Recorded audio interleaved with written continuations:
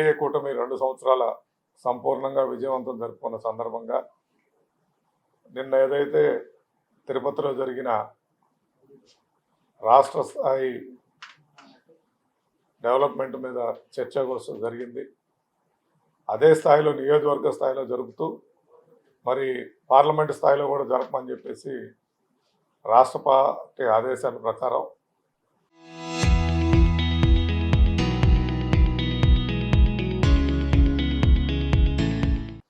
రేపు 18వ తారీఖున శ్రీ గుత్తా వెంకట సుబ్బయ్య గారి కళ్యాణ మండపంలో ఉదయం 10 గంటలకి మన ఒంగోలు ప్రకాశం జిల్లా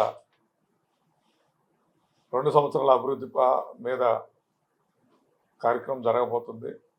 దానికి 3 పార్టీలు ఇటు జనసేన, బీజేపీ మరియు తెలుగుదేశం కార్యకర్తలందరూ కూడా పాల్గొని మరి వారితో పాటు ఎమ్మెల్యేసు, ఇన్ఛార్జు, చైర్మన్స్, ఎంపీ గారు అదేవిధంగా 3 మంత్రులు కూడా హాజరవుతారని తెలియజేస్తూ ముఖ్యంగా ఈ ప్రభుత్వం మన ప్రకాశం జిల్లాకు వచ్చేటప్పటికి జలహారతి జలధార అనే సబ్జెక్టు మీద ముఖ్యంగా ఇవ్వటం జరిగింది. మరి ప్రకాశం జిల్లాలో గతం కన్నా కూడా ఈ జలధార జలహారతి ద్వారా వాటర్ టేబుల్ లెవెల్ పెరిగిందని మరి మీరు గతంలోనే చూసుంటారు. మా కనిగిరి నియోజకవర్గంలోని మురిగింపి ప్రాంతానికి ఒక జాతీయ అవార్డు కూడా రావడం జరిగింది వాటర్ హార్వెస్టింగ్ దీని మీద.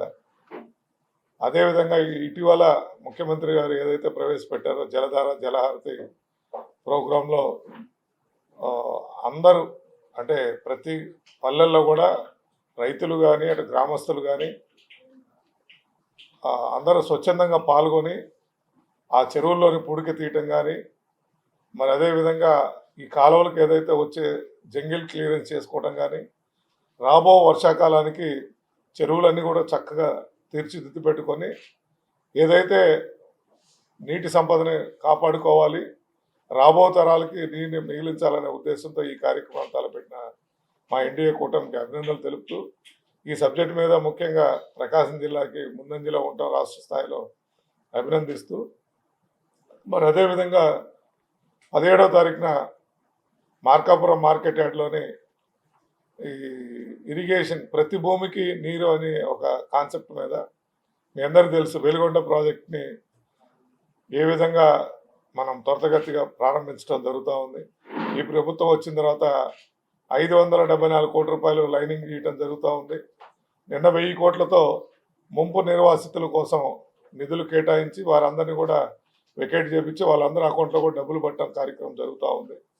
మరి ఇది అయిపోయిన తర్వాత ఫేజ్ 2 కింద ఈస్టర్న్ పార్ట్ మిగతా కెనాల్ కూడా చేసి ఇటు మార్కాపురం, గిద్దలూరు, ఎర్రగొండపాలెం మరియు బద్వేలు, ఉదయగిరి ఇవన్నీ ప్రాంతాలు కూడా తాగునీరు సాగునీరు ఇవ్వాలని ఒక సంకల్పంతో ముఖ్యమంత్రి గారు 1994లో స్టార్ట్ చేసిన కొన్ని కారణాల చేత ఆలస్యమైన ఇప్పుడు ముఖ్యమంత్రి వర్యులు వచ్చిన తర్వాత గత పాలకులు జాతికి అంకితం చేశామని చెప్పి ఇంకా 4000 కోట్ల రూపాయలు పని పెండింగ్ ఉన్నా కూడా నేను జాతికి అంకితం చేసే ఫోటోలు తీసి యాడ్లు వేసుకున్న పరిస్థితి. కానీ మా ముఖ్యమంత్రి వర్యులు పని మీద దృష్టి పెట్టి ఈరోజు ఏదైతే టన్నల్ బోరింగ్ మిషన్ ఉందో ఆ టన్నల్ బోరింగ్ మిషన్ కూడా తీసేస్తున్నారు, వేస్ట్ చేసి దాన్ని అండర్గ్రౌండ్లోకి డంప్ చేసే పరిస్థితి ఏర్పరిచారు. మరి మా ఇరిగేషన్ శాఖ మార్చులు రామానాయుడు గారు అయితే ప్రతి వారానికి ఒకసారి పర్సూ చేసి అవసరమైతే అక్కడే ఉండి అక్కడ అధికారులతో మాట్లాడి వారికి ఉన్న సమస్యను అధిష్టానం దృష్టికి తీసుకెళ్ళి వెలుగొండ ప్రాజెక్టు పనులు కూడా త్వరితగతిన ప్రారంభించడం జరుగుతాం. ఈ విధంగా ఇదే కాదు, ఈరోజు మా బీజేపీ సోదరులు చెప్పినట్టు మరి విశాఖపట్నానికి మనం ఏదైతే రైల్వే జోన్ అడుగున్నామో రైల్వే జోన్ మన 1 నుంచి క్లియర్ అయిపోయింది. మరి కనిగిరి ప్రాంతానికి కూడా ఏదైతే నడికుడి కాళహస్తి లైన్ ఉందో గతంలో నిధుల కొరత వల్ల పనులు జాప్యం జరిగితే వాటి నిధులు రాష్ట్ర ప్రభుత్వం ఇవ్వాల్సిన కాంట్రిబ్యూషన్ మొత్తం కూడా కంప్లీట్ చేసి ఈరోజు కనిగిరి రైలు రావడం జరుగుతాం. అతి త్వరలో IIIT ప్రారంభించుకోబోతున్నాం. బైపాసులు కానీ ఇప్పుడు నేషనల్ హైవేస్ కానీ గుంటలమయమున్న రోడ్లు మొత్తం కూడా ఈరోజు గుంటలు లేకుండా చక్కగా దాదాపు 80% ఆఫ్ ద రోడ్స్ని క్లియర్ చేశారు. మరి మా డబుల్ ఇంజిన్ సర్కార్ ద్వారా ఏదైతే బీజేపీ ప్రభుత్వం ఉందో జాతీయ రహదారులన్నిటికీ కూడా చక్కగా నిధులు ఇస్తూ ఇప్పుడు greenfield highway Bengaluru, Vijayawada greenfield work కూడా నవంబర్ కంప్లీట్ చేసి జాతికి అంకితం చేయాలని ఒక సంకల్పంతో పనిచేస్తూ ఉన్నారు. ఈ విధంగా ప్రజల అభివృద్ధి ఒక లక్ష్యంగా పనిచేస్తున్న మా ఎన్డీఏ కుటుంబ సభ్యులందరికీ అభినందనలు. పచ్చ కామెర్లకు పచ్చగా కనపడినట్టు గతంలో వాళ్ళు 5 సంవత్సరాలు వెన్నుపోటే చేసింది. మద్య నిషేధం అన్నారు, మద్య నిషేధం చేయలేదు. ఆ రోజు తల్లికి వందనం అందరికి ఇస్తామని చెప్పేసి ఎవరికి ఒక్కరికి ఇచ్చిన పరిస్థితి వాళ్ళది. ఏ విషయాల్లో చర్చకు మేము సిద్ధం. ఈ రోజు డిఎస్సిలో చక్కగా అందరూ ఉద్యోగాల్లో జాయిన్ అయ్యి వాళ్ళు ఉద్యోగాలు చేసుకుంటుంటే ఏదో విధంగా అటెన్షన్ సీకింగ్ వాళ్ళకి ఏమి లేక దాన్ని ఎక్స్పోజ్ చేస్తూ తప్పుడు సంకేతాలు ఇచ్చే పరిస్థితిని చేస్తూ ఉన్నారు. ఈరోజు ఉద్యోగస్తులు అదేవిధంగా నిరుద్యోగులు కూడా రాబో 2వ డిఎస్సికి ప్రణాళికలు సిద్ధం చేస్తూ ఉంటే మొదటి డిఎస్సిలోనే తప్పులు జరిగినాయని చెప్పి నిన్న తిరుపతి రమ్మని చెప్పి మా ఎమ్మెల్సీలు అందరూ కూడా సవాల్ చేశారు. ఆ ఎమ్మెల్సీలు ఎడ్యుకేటెడ్ గ్రాడ్యుయేట్ ఎమ్మెల్సీ అందరూ కూడా మీకు ఏ విధంగా ఏ ర్యాంక్ ఎక్కడ జరిగిందో మేము వివరించడానికి సిద్ధం రెండంటే అక్కడ ఎవరు పోయిన పరిస్థితి లేదు. కానీ మన మీడియా ముందు లేకపోతే వారికి ఉన్న పేపర్ల ద్వారా తప్పుడు సమాచారాన్ని ఇస్తూ ఒక ప్రజల రాంగ్ అంటే తప్పుడు సంకేతాలు ఇస్తూ యువతలో అలజడి సృష్టించే ప్రయత్నం చేస్తూ ఉన్నారు. తద్వారా వారికే నష్టం తప్ప 2 ఏళ్ళు నేను అంతా ఊరేగించారు. సరే వాళ్ళు ఊరేగింపు చేసుకున్నారు.